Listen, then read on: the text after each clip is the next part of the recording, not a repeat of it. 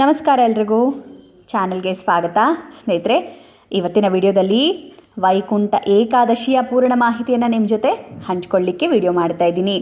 ಮೊದಲನೇ ಬಾರಿ ಚಾನಲ್ ನೋಡ್ತಿದ್ದೀರಾ ಅಂದರೆ ಸಬ್ಸ್ಕ್ರೈಬ್ ಮಾಡ್ಕೊಂಡು ನೋಡಿ. ವೈಕುಂಠ ಏಕಾದಶಿಯ ಪೂರ್ಣ ವಿವರ ಜೊತೆಗೆ ಆಚರಣೆ ಯಾವ ರೀತಿ ಮಾಡಬೇಕು, ಏನನ್ನು ಮಾಡಬಾರ್ದು, ಏನನ್ನು ಮಾಡಲೇಬೇಕು ಎಲ್ಲವನ್ನು ಪೂರ್ಣವಾಗಿ ಈ ವಿಡಿಯೋದಲ್ಲಿ ನಾನು ನಿಮಗೆ ತಿಳಿಸ್ಕೊಡ್ತಾ ಹೋಗ್ತೀನಿ.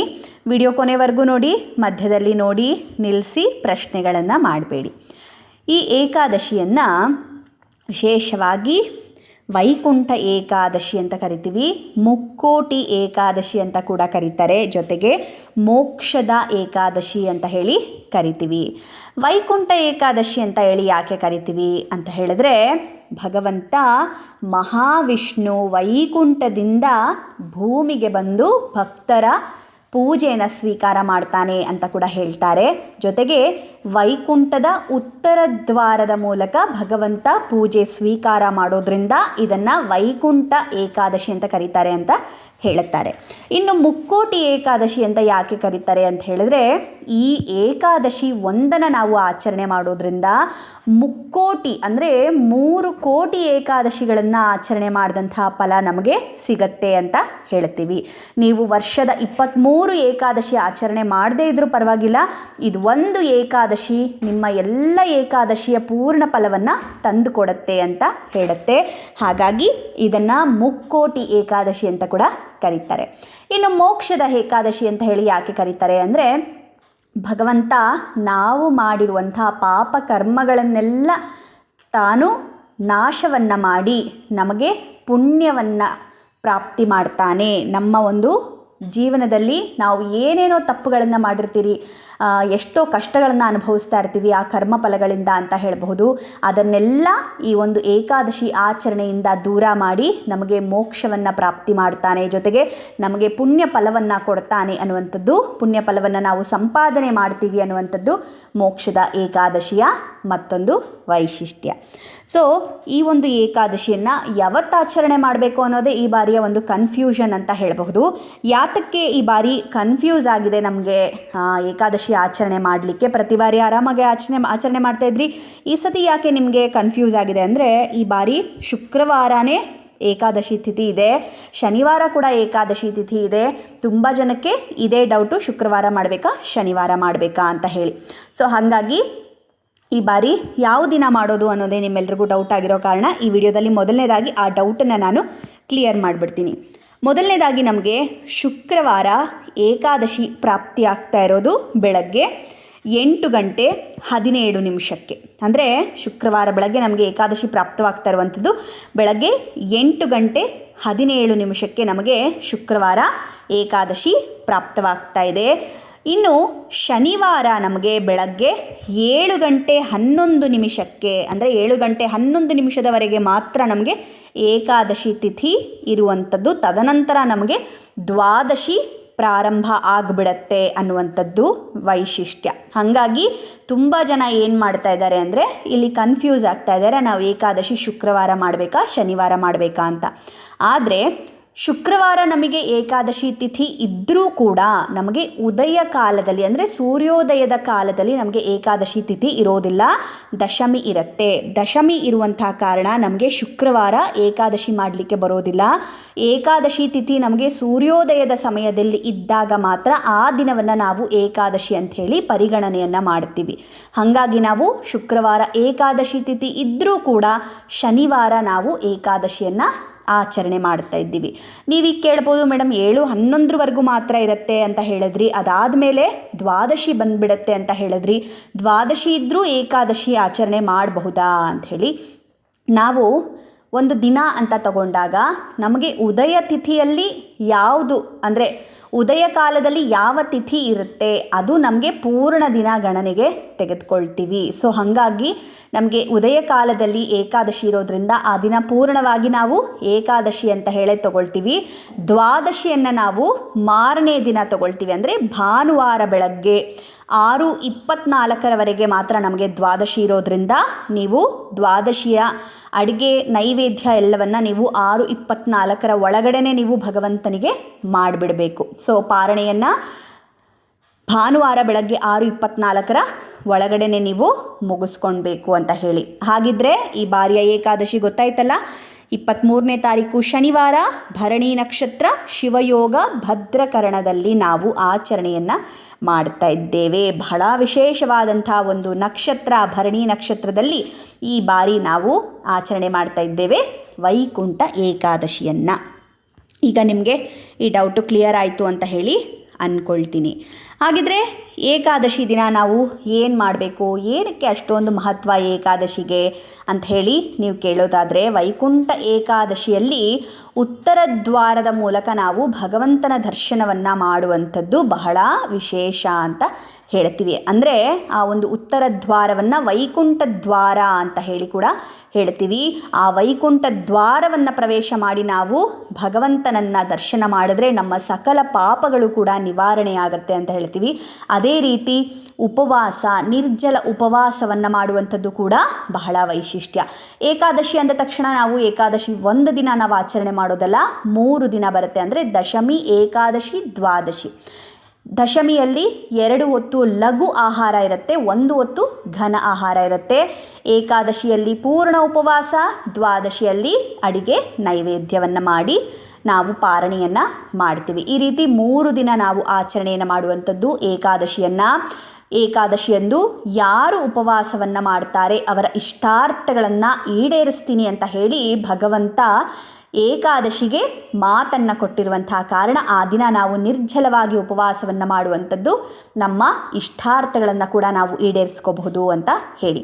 ಅದರಲ್ಲೂ ಕೂಡ ಈ ಧನುರ್ಮಾಸದಲ್ಲಿ ಬರುವಂತಹ ವೈಕುಂಠ ಏಕಾದಶಿ ಮಹಾವಿಷ್ಣುವಿಗೆ ಸಂಬಂಧಿಸಿದ ಒಂದು ವಿಶೇಷವಾದಂಥ ದಿನ ಅಂತ ಹೇಳ್ತೀವಿ. ಯಾಕಂದರೆ ವೈಕುಂಠ ಏಕಾದಶಿ ಅನ್ನೋದಕ್ಕಿಂತ ಮುಂಚಿತವಾಗಿ ಈ ಧನುರ್ಮಾಸ ಭಗವಂತನಿಗೆ ಬಹಳಷ್ಟು ಪ್ರಿಯವಾದಂಥ ಒಂದು ಮಾಸ. ದೇವಾನುದೇವತೆಗಳು ಕೂಡ ಈ ಧನುರ್ಮಾಸದಲ್ಲಿ ಪ್ರಾತಃ ಕಾಲದಲ್ಲಿ ಸೂರ್ಯೋದಯಕ್ಕಿಂತ ಮುನ್ನವಾಗಿ ಎದ್ದು ಭಗವಂತನ ಸೇವೆ ಪೂಜೆಗಳನ್ನು ಮಾಡ್ತಾರೆ. ಹಾಗಾಗಿ ಈ ಧನುರ್ಮಾಸದಲ್ಲಿ ಬೆಳಗ್ಗಿನ ಜಾವದ ಪೂಜೆಗೆ ಬಹಳ ವೈಶಿಷ್ಟ್ಯ ಅಂತ ಹೇಳುವಂಥದ್ದು. ಇನ್ನು ಈ ದಿನ ವೈಕುಂಠದ ಬಾಗಿಲು ಅಂತಂದರೆ ಸ್ವರ್ಗದ ಬಾಗಿಲು ತೆಗೆದಿರುತ್ತೆ ಅಂತ ಹೇಳ್ತೀವಿ. ಈ ಒಂದು ವೈಕುಂಠ ಬಾಗಿಲಿನ ಮೂಲಕ ನಾವು ಭಗವಂತನ ದರ್ಶನ ಮಾಡೋದ್ರಿಂದ ನಾವು 7 ಜನ್ಮಗಳಲ್ಲಿ ಮಾಡಿರುವಂಥ ಪಾಪಗಳು ಕೂಡ ನಿವಾರಣೆಯಾಗಿ ನಮಗೆ ಮೋಕ್ಷವನ್ನು ಕೂಡ ಭಗವಂತ ಕರುಣಿಸ್ತಾನೆ ಅನ್ನುವಂಥದ್ದು. ಇನ್ನು ಈ ಪುಷ್ಯ ಮಾಸದ ಶುಕ್ಲ ಪಕ್ಷದ 11ನೇ ದಿನವನ್ನು ನಾವು ಏಕಾದಶಿ ಅಂತ ಹೇಳಿ ಆಚರಣೆಯನ್ನು ಮಾಡ್ತೀವಿ ಅನ್ನುವಂಥದ್ದು ನಿಮ್ಮೆಲ್ಲರಿಗೂ ಕೂಡ ಗೊತ್ತಿರುವಂಥದ್ದು ಅಂತ ಹೇಳ್ತೀನಿ. ಇನ್ನು ಏಕಾದಶಿಗೆ ಒಂದು ವಿಶೇಷತೆ ಏನು ಅಂತ ಹೇಳಿದ್ರೆ, ಪೌರಾಣಿಕ ಹಿನ್ನೆಲೆಯ ಪ್ರಕಾರ ಸಮುದ್ರ ಮಥನದ ಸಮಯದಲ್ಲಿ ಈ ದಿನದಂದು ಅಮೃತ ಉಕ್ಕಿ ಬಂದು ದೇವತೆಗಳಿಗೆ ಹಂಚಲ್ಪಡ್ತು ಅಂತ ಹೇಳಲಾಗುತ್ತೆ. ಹಾಗಾಗಿ ಈ ದಿನವನ್ನು ಬಹಳಷ್ಟು ಶುಭ ದಿನ ಅಂತ ಕೂಡ ಹೇಳ್ತೀವಿ. ಇನ್ನು ಈ ದಿನದಲ್ಲಿ ಯಾರು ಮರಣವನ್ನು ಅಪ್ಪುತ್ತಾರೆ ಅವರು ಎಲ್ಲ ಪಾಪಗಳಿಂದ ಕೂಡ ಮುಕ್ತರಾಗಿ ವೈಕುಂಠವನ್ನು ಸೇರ್ತಾರೆ ಅಂತ ಕೂಡ ಹೇಳಲಾಗುತ್ತೆ. ಹಾಗಾಗಿಯೇ ಮಹಾಭಾರತ ಯುದ್ಧದ ಸಮಯದಲ್ಲಿ ಶರಶಯ್ಯೆಯಲ್ಲಿ ಮಲಗಿದ್ದಂತಹ ಭೀಷ್ಮರು ಕೂಡ ತನ್ನ ಕೊನೆಯ ಉಸಿರನ್ನು ಇಟ್ಕೊಂಡು ಈ ಒಂದು ದಿನಕ್ಕಾಗಿ ಕಾಯ್ತಾ ಇದ್ರು ಅಂತ ಹೇಳಲಾಗತ್ತೆ. ಇನ್ನು ಪದ್ಮಪುರಾಣದ ಪ್ರಕಾರ ನೋಡೋದಾದರೆ, ಮುರ ಎಂಬಂಥ ರಾಕ್ಷಸ ದೇವತೆಗಳಿಗೆ ಬಹಳಷ್ಟು ತೊಂದರೆಯನ್ನು ನೀಡ್ತಾ ಇದ್ದ. ಅವನ ಉಪಟಳವನ್ನು ತಾಳಲಾರದೆ ದೇವತೆಗಳು ಮೊರೆ ಹೋಗ್ತಾರೆ, ಶಿವನ ಮೊರೆಯನ್ನು. ಆಗ ಶಿವ ವಿಷ್ಣುವನ್ನು ಪ್ರಾರ್ಥನೆ ಮಾಡುವಂತೆ ದೇವತೆಗಳಿಗೆ ಹೇಳ್ತಾನೆ. ಹೀಗೆ ವಿಷ್ಣು ಮತ್ತು ಮುರಾಸುರನ ಮಧ್ಯೆ ಯುದ್ಧ ನಡೆಯುತ್ತೆ. ಈ ಮುರಾಸುರನ ವಧೆಗೆ ಆಯುಧವೊಂದರ ಅಗತ್ಯವಿರುತ್ತೆ. ಆಗ ವಿಷ್ಣುದೇವರು ಆಯುಧವನ್ನು ನಿರ್ಮಿಸಲು ವಿಶ್ರಾಂತಿಗಾಗಿ ಬದರಿಕಾಶ್ರಮದಲ್ಲಿನ ಹೈಮಾವತಿ ಎಂಬ ಗುಹೆಯಲ್ಲಿ ಬಂದು ಮಲಗ್ತಾರೆ. ನಿದ್ರೆಯಲ್ಲಿದ್ದಂತಹ ವಿಷ್ಣುವನ್ನು ಮುರಾಸುರರು ಕೊಲ್ಲಲು ಯತ್ನಿಸಿದಾಗ ವಿಷ್ಣುವಿನ ದೇಹದಿಂದ ಹೊರಹೊಮ್ಮದಂತಹ ಸ್ತ್ರೀ ಶಕ್ತಿಯ ದೃಷ್ಟಿಯಿಂದ ಮುರನನ್ನು ಸುಟ್ಟು ಹಾಕ್ತಾಳೆ ಅಂತ ಈ ಕಥೆಯನ್ನು ನಿಮಗೆ ಹೇಳಿದ್ದೀನಿ. ಆ ಸ್ತ್ರೀಗೆ ಏಕಾದಶಿ ಅಂತ ಕೂಡ ಹೆಸರನ್ನು ಕೊಡ್ತಾರೆ ಅನ್ನುವಂಥ ಕಥೆಯನ್ನು ಕೂಡ ನಾನು ನಿಮಗೆ ಹೇಳಿದ್ದೀನಿ. ಈ ಏಕಾದಶಿಯ ದಿನ ಯಾರು ಉಪವಾಸ ಇದ್ದು ಪೂಜೆಯನ್ನು ಮಾಡ್ತಾರೆ, ವಿಷ್ಣುದೇವರ ಪೂಜೆಯನ್ನು ಮಾಡ್ತಾರೆ, ಅವರ ಪಾಪಗಳನ್ನು ನಿವಾರಣೆ ಮಾಡಿ ಮೋಕ್ಷ ಪ್ರಾಪ್ತಿ ಮಾಡಬೇಕು ಅಂತ ಹೇಳಿ ಆಕೆ ಕೇಳ್ಕೊಳ್ತಾಳೆ. ಹಾಗಾಗಿ ಮಹಾವಿಷ್ಣುವು ಆ ದಿನ ಉಪವಾಸವನ್ನು ಮಾಡಿ ಏಕಾದಶಿಯನ್ನು ಪೂಜೆ ಯಾರು ಮಾಡ್ತಾರೆ ಅವರು ನೇರವಾಗಿ ವೈಕುಂಠವನ್ನು ಪ್ರವೇಶ ಮಾಡ್ತಾರೆ ಎಂಬಂಥ ವರವನ್ನು ನೀಡುತ್ತಾನೆ. ವಿಷ್ಣು ಪುರಾಣದ ಪ್ರಕಾರ ವಿಷ್ಣುವಿಗೆ ವಿರುದ್ಧವಾಗಿದ್ದಂತಹ 2 ರಾಕ್ಷಸರಿಗಾಗಿ ವಿಷ್ಣು ವೈಕುಂಠ ದ್ವಾರವನ್ನು ತೆರೀತಾನೆ. ಹಾಗಾಗಿ ಯಾರು ಈ ಕಥೆಯನ್ನು ಕೇಳ್ತಾರೆ, ಜೊತೆಗೆ ವೈಕುಂಠ ದ್ವಾರದಿಂದ ಮಹಾವಿಷ್ಣುವು ಹೊರಬರ್ತಾ ಇರುವಂಥ ಚಿತ್ರವನ್ನು ನೋಡ್ತಾರೆ ಅವರು ವೈಕುಂಠವನ್ನು ಪ್ರವೇಶ ಮಾಡೋದಕ್ಕೆ ಅನುವು ಮಾಡಬೇಕು ಅನ್ನುವಂಥ ವರವನ್ನು ಕೇಳ್ತಾರೆ. ಹಾಗಾಗಿ ಈ ದಿನ ವಿಷ್ಣು ದೇವಾಲಯದಲ್ಲಿ ಉತ್ತರ ದಿಕ್ಕಿನ ಬಾಗಿಲನ್ನು ತೆರೀತಾರೆ. ಆ ದಿಕ್ಕಿನಲ್ಲಿ ಅಲಂಕಾರವನ್ನು ಮಾಡಿ ಒಂದು ಬಾಗಿಲಿನ ರೀತಿ ಮಾಡಿರ್ತಾರೆ. ಇದನ್ನು ವೈಕುಂಠ ದ್ವಾರ ಅಂತ ಹೇಳಿ ಕರೀತಾರೆ. ಆ ದ್ವಾರದ ಮುಖಾಂತರ ಹಾಗಾಗಿನೇ ನಾವು ಆಚೆ ಬರೋದ್ರಿಂದ ನಮ್ಮ ಪಾಪಕರ್ಮಗಳು ಕೂಡ ದೂರವಾಗತ್ತೆ ಅಂತ ಹೇಳಲಾಗತ್ತೆ. ಇನ್ನು ಈ ದಿನ ವಿಶೇಷವಾಗಿ ಯಾವುದು ವೈಕುಂಠ ಏಕಾದಶಿಯ ದಿನ ಅಲ್ಲದೆ ಯಾವುದೇ ಏಕಾದಶಿ ಆದರೂ ಕೂಡ ಅಕ್ಕಿ ಅಥವಾ ಧಾನ್ಯಗಳ ಸೇವನೆಯನ್ನು ಮಾಡಬಾರ್ದು ಅಂತ ಹೇಳ್ತಾರೆ. ಯಾಕಂದರೆ ಅಕ್ಕಿ ತಿನ್ನೋದ್ರಿಂದ ಜಡತ್ವ ಉಂಟಾಗೋದ್ರ ಜೊತೆಗೆ ನಮ್ಮ ಮನಸ್ಸು ನಿಯಂತ್ರಣದಲ್ಲಿ ಇರೋದಿಲ್ಲ ಅನ್ನೋದು ಒಂದು ವಿಧವಾದರೆ, ಅಕ್ಕಿಯಲ್ಲಿ ಮುರ ಎಂಬಂಥ ರಾಕ್ಷಸನ ವಾಸವಿರುತ್ತೆ. ಅಕ್ಕಿ ಮತ್ತು ಧಾನ್ಯಗಳಲ್ಲಿ ಮುರ ಎನ್ನುವಂಥ ರಾಕ್ಷಸನ ವಾಸವಿರುತ್ತೆ ಅನ್ನುವಂಥ ಕಾರಣಕ್ಕೆ ಆ ಪದಾರ್ಥವನ್ನು ಆ ದಿನ ಉಪಯೋಗಿಸಬಾರ್ದು ಅಂತ ಹೇಳಲಾಗತ್ತೆ ಸ್ನೇಹಿತರೆ. ಇನ್ನು ಈಗಾಗಲೇ ಹೇಳಿದಾಗೆ ಏಕಾದಶಿ ದಿನ ಪೂರ್ಣ ಉಪವಾಸವನ್ನು ಮಾಡಬೇಕು. ತುಂಬ ಜನ ಕೇಳಿರ್ತೀರಿ, ಮೇಡಮ್ ನನಗೆ 3 ತಿಂಗಳಾಗಿದೆ ಉಪವಾಸವನ್ನು ಮಾಡಬಹುದಾ, ಬಾಣಂತಿ ಇದ್ದೀನಿ, ಮಗು ಇದೆ, ಮಾಡ್ಬೋದಾ ಅಂತ ಕೇಳ್ತಿರ್ತೀರಿ.